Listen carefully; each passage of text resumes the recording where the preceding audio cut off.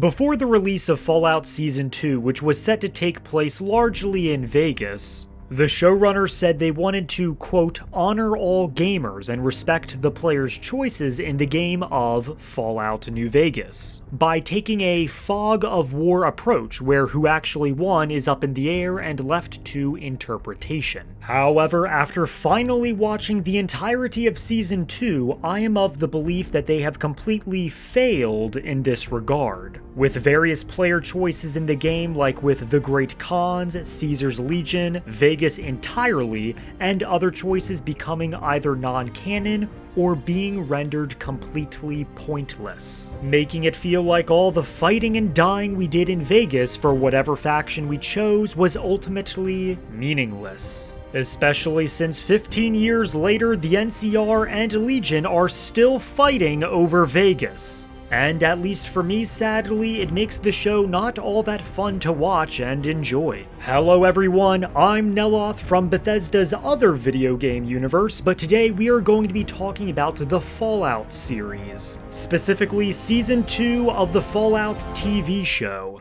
Now, before talking about every way I believe Season 2 ruins various player choices and makes the endings of Fallout New Vegas amount to nothing, and also giving a very easy solution that could have fixed all these issues and make the show far better in the first place, I think first it is important to discuss why respecting a player's choice in games where we are presented with options in the first place is necessary, and why making a side or faction canon or deciding all factions lost in the end simply, well, sucks. See, in Fallout New Vegas and other RPG games like Knights of the Old Republic, Baldur's Gate, and even the Elder Scrolls to a lesser extent, we the player have the capability to rise from the ashes and become a champion of good or evil or something in between. And through our various decisions, we can shape the world we find ourselves in however we see fit. These choices, like deciding whether or not Good Springs gets raided by the Powder Gangers, killing or aiding the Kings, or bestowing New Vegas to Mr. House, the NCR, Legion, or ourselves, gives us a sense of impact and agency, feelings of accomplishment, and feelings of having an impact on a fictional world, which is essential to a role-playing game. For good or ill, it matters not. But when you go into a sequel and make specific endings and various choices canon or non-canon or ultimately meaningless, it makes certain players feel invalidated, as if their choices in their specific playthrough don't matter. Like keeping the Brotherhood of Steel alive in Fallout 3 into Fallout 4, even though we are presented with the choice to destroy them in the Broken Steel DLC. Or in Skyrim, where the sexy character Master Neloth refers to the player character in the Elder Scrolls 3 Morrowind as male, even though we have the option to play as a woman. Basically, the moment you present a player with an important personal or world-changing choice, you need to write around those choices and respect them in your sequel, otherwise you will risk isolating and pissing fans off, which is sadly what Fallout Season 2 did, at least for me. Now, before I go into the Fallout TV show breaking down specific moments I believe ruin New Vegas and its various player choices and endings, I do want to state that overall, Fallout Season 2 is fine. I don't love it, but I also don't hate it. It's not of the quality that the Halo TV show or Star Wars Acolyte was. I am the most middle-in-the-road guy you will ever meet. I like various plot stories, especially involving the pre-war stuff, but I also dislike various choices this show made, which I will be getting into. I just want to state that because I don't want people thinking I'm hating on this show just to hate it. I want to like the Fallout TV show so bad, but I just don't. Not as much as other shows like Invincible or Knight of the Seven Kingdoms. Also, I am aware that the Fallout TV show takes place 15 years after the events of Fallout New Vegas, which is a good bit of time, but 15 years just isn't long enough in my opinion, and still feels like many major choices in New Vegas had little to no longevity, making it feel like we the player didn't really do a lot to save Vegas or impose whatever will we desired upon the land. Oh, and lastly, spoiler alerts for everything involving Season 2 of the Fallout TV show, but that should be fucking obvious. Anyways, in the first episode of when we see Lucy and Cooper Howard, we are shown the town of Novak, which is overrun with the Great Khans. Now, we don't know what happened to the original settlers of Novak.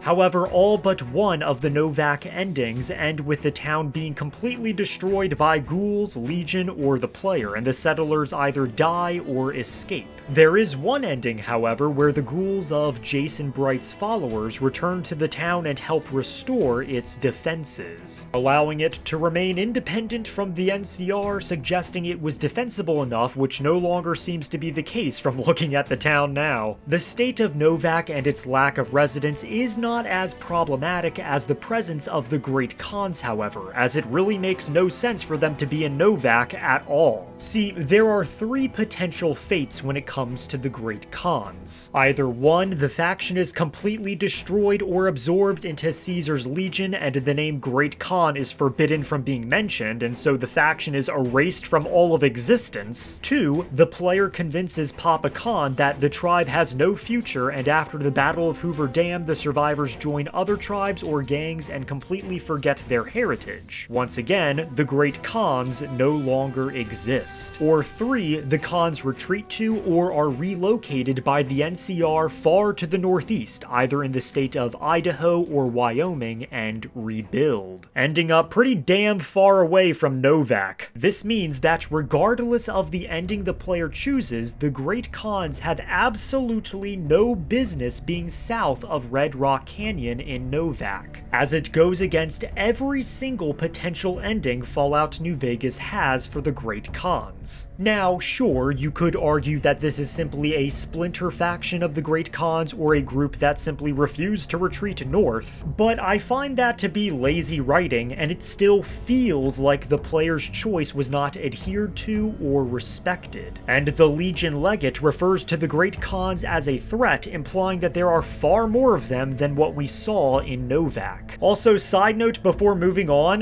how the fuck did Dinky the dinosaur rotate 180 degrees? He's supposed to face out towards the town of Nelson, not inward overlooking Novak? Now, I wouldn't care too much about this, but Dinky the dinosaur facing out is important because the snipers Manny Vargas and Boone would nest inside, shooting any Legion soldiers or raiders that tried to take the town, which is why Novak has held out for as long as it had. Now, I think one of the most grievous sins is how in episodes 2, 3, and 4, it is revealed that the Commonwealth Brotherhood of Steel in Fallout 4 is still around, and the Elder of the Yosemite chapter mentions that Elder Maxson is still alive. Yes, you heard right, not even the choices we made in Fallout 4 are safe from this show. This is extremely problematic, at least for me, because it now makes canon that the Brotherhood of Steel was never destroyed, making 2 or technically 3 endings in Fallout 4, depending on if you set the Minutemen up against the Brotherhood or not,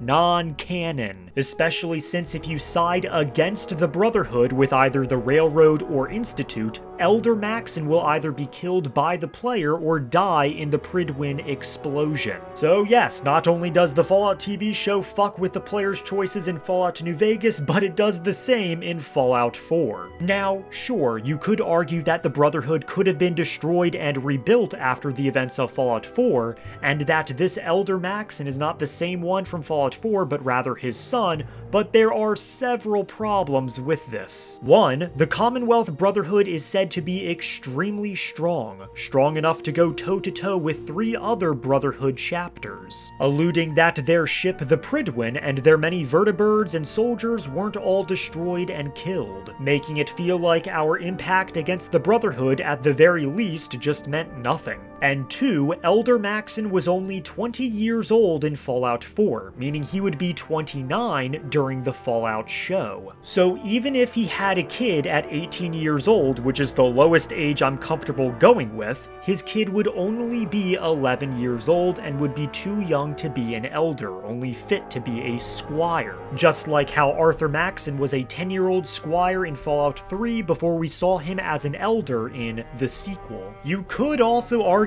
that maybe someone became elder and took his name, or that Maxson has a secret brother or sister we didn't know about, but again, that just feels like extremely lazy writing there, and very unlikely. So once again, this show indirectly makes 2 to 3 endings in Fallout 4 non-canon, and implies that the player either sided with the Brotherhood of Steel or sided with the Minutemen but remained friendly with the Brotherhood, and that the Railroad and Institute endings are non-canon. Now, you might hate the Institute or Railroad factions and never side with them. I myself like siding with the Brotherhood of Steel in Fallout 4 because I think they are the coolest and most fun to play through, and I mean Liberty Prime is fucking awesome. Democracy is non-negotiable. But again, this takes away other players' potential choices and makes other people's decisions feel invalidated. And it makes it feel like there's no point in even siding with the other factions if only one of them is truly canon. Obviously you can, but understand that role-playing games like these are all about the feeling or the impact. Now in episode 2 and 3, we are introduced to Caesar's Legion, or rather 2 of them, as they are engaged in one of the stupidest looking civil wars of all time. I mean, why are the Caesars camped literally a grenade's throw away from each other? But the problem here is twofold. One, it doesn't seem like Caesar's Legion won the war, meaning we have one major ending in Fallout New Vegas no longer canon, and 2, Caesar himself is dead. Also, he doesn't have a successor. Now, you already know why I have a problem with the Caesar's Legion ending not being canon, even though they are evil as fuck, with the violence, crucifixion, slavery, sexism, and a bunch of other stuff I won't mention here, otherwise I'll get demonetized. But still, if I am presented with a choice, no matter how evil it is, it should be respected, like how it was in Knights of the Old Republic 1 to 2. But Caesar, or Caesar, himself being dead is quite problematic because it implies that he was killed by the player or by his own brain tumor. But not only can we side with him and not kill him, but the player can actually cure his brain tumor either by themselves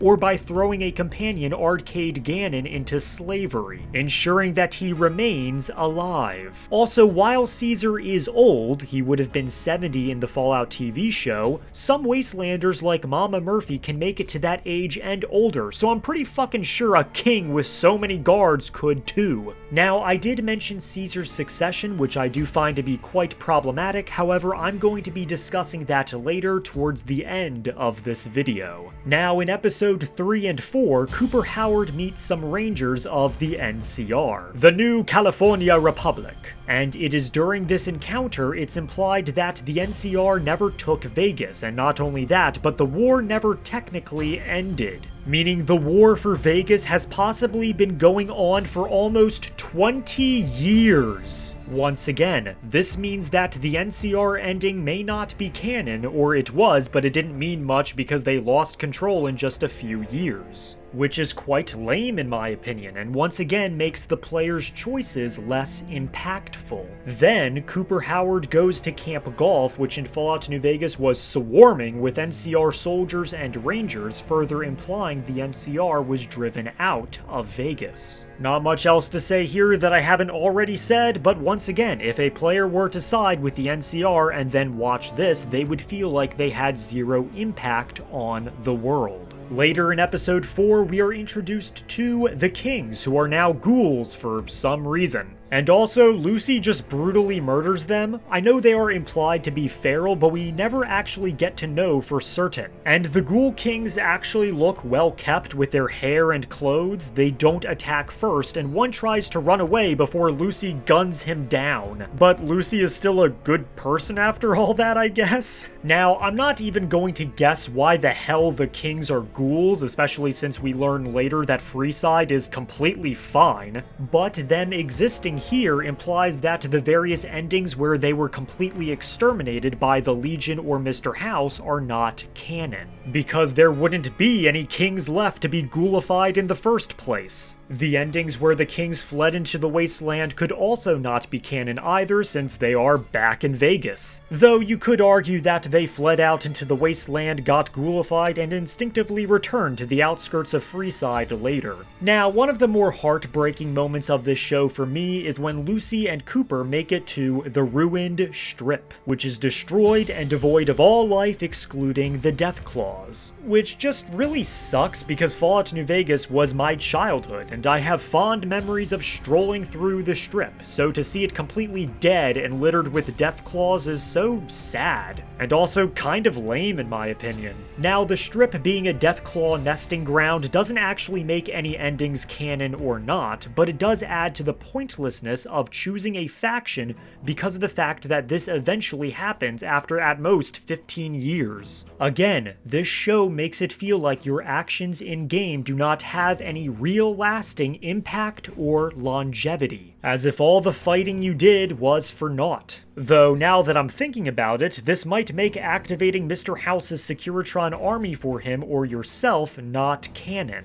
Because why the hell weren't the literal army of Mark II Securitrons unable to kill a bunch of Deathclaws? The Deathclaws are strong for sure, but the Mark II Securitrons in large quantities are enough to keep the NCR and Legion out combined. I think they can do the same for the Deathclaws at Quarry Junction too. Anyways, this has already been mentioned by YouTubers before, but making the wasteland devoid of any real civilization makes the world a lot less unique and interesting. So what has happened to the Strip kinda lamifies the overall world of Fallout and especially the game of Fallout New Vegas, since nothing matters as the Strip dies in a few years. Now, in the final episode, we discover that Mr. House is officially 100% robot, and Mr. House mentions that he has been poisoned, shot, and bludgeoned with a crowbar, implying that he was killed sometime during or after the events of Fallout New Vegas, likely by the player, given they are the only one with access to the Lucky 38 casino. This sort of makes siding with Mr. House non-canon because of the fact that he, well, dies. But worse, it makes it feel like killing Mr. House means absolutely nothing because he'll just live on through other means. Once again, player agency in the game feels as if it were ripped away by the show, which just feels super lame. And I want to be clear, this is coming from someone that likes siding with Mr. House. Again, this isn't about my choices not being adhered to,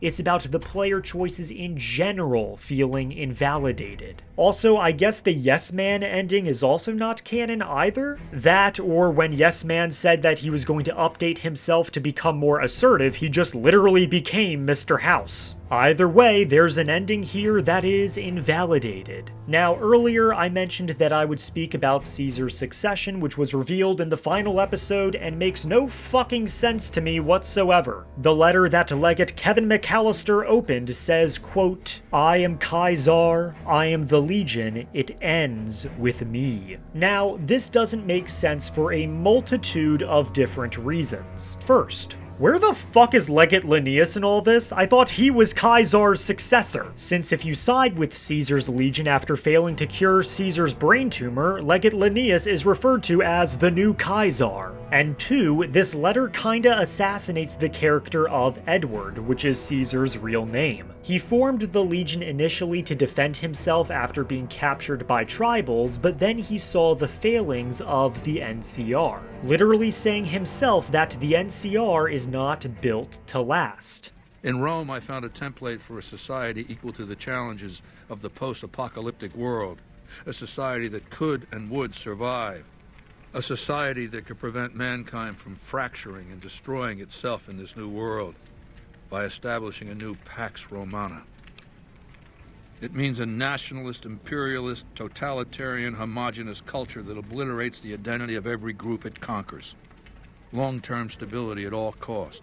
The individual has no value beyond his utility to the state, whether as an instrument of war or production.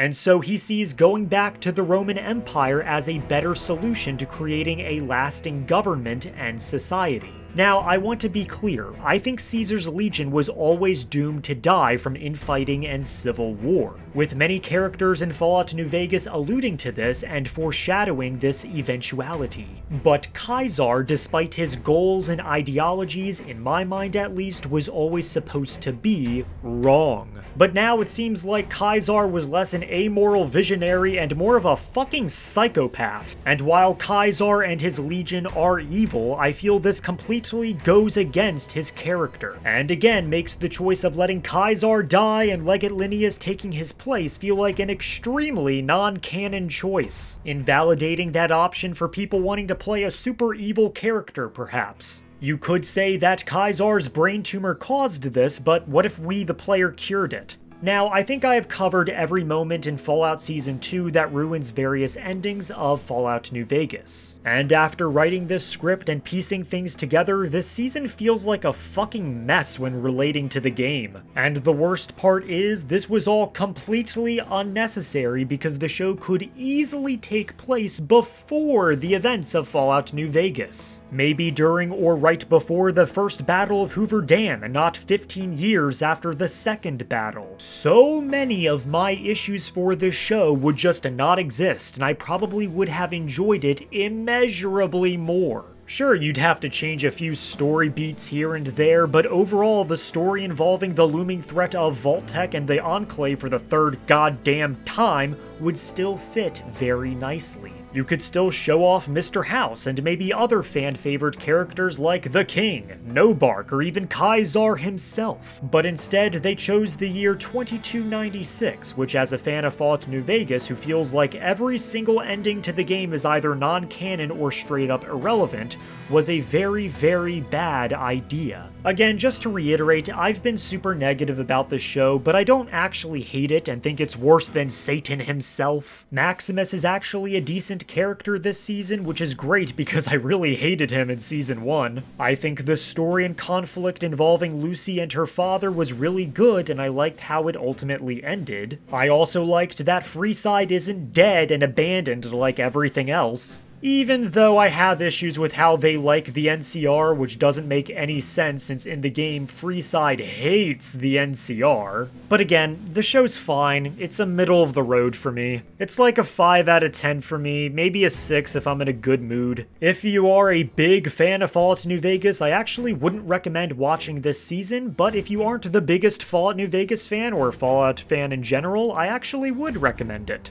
Because obviously, you wouldn't have any of the complaints that I have and would just enjoy all the good the show has to offer. So that's all I wrote, a video where I tell you why Fallout Season 2 does not respect player choice, and overall makes it seem like the game of Fallout New Vegas ultimately meant nothing, since all the fighting we did as Courier 6 ends with the NCR and Legion fighting over it again 15 years later. There are other things I could have mentioned, like the theory that this is an alternate timeline where the player died from Benny, even though there's a really good video that talks about this and comes to the conclusion that the Legion would win, which I ultimately agree with, but I'm just too tired for that, and hopefully I have made my point. I see a lot of people enjoying the show and really liking it, and I really wish I was one of those people, but alas, I am not. Though I would be open to being convinced otherwise. Luckily, because this is all fiction and not real, I can look at the Fallout TV show as more of a non-canon fan thing.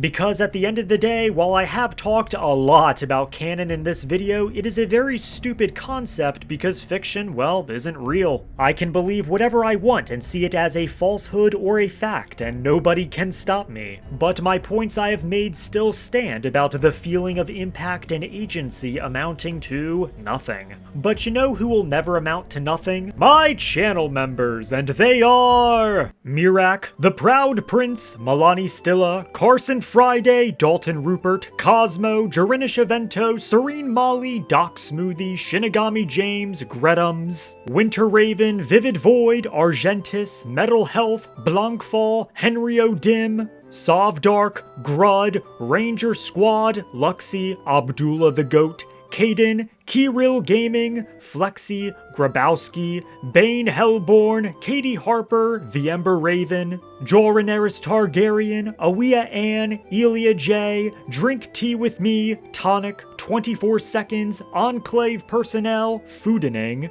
Legend Killer, Pillsbury Drew Boy, Dustbite Opossum, Saver, Bunny Girl Gamer, and Lavender Loves Underground. So with all that being said, make sure to like the like button, like the subscribe button, and like the bell notification down below to be updated on future videos. And I will see you whenever the fuck I decide to upload again. House Telvanni be with you. Please, O hero of Skyrim, I shall be ever so grateful.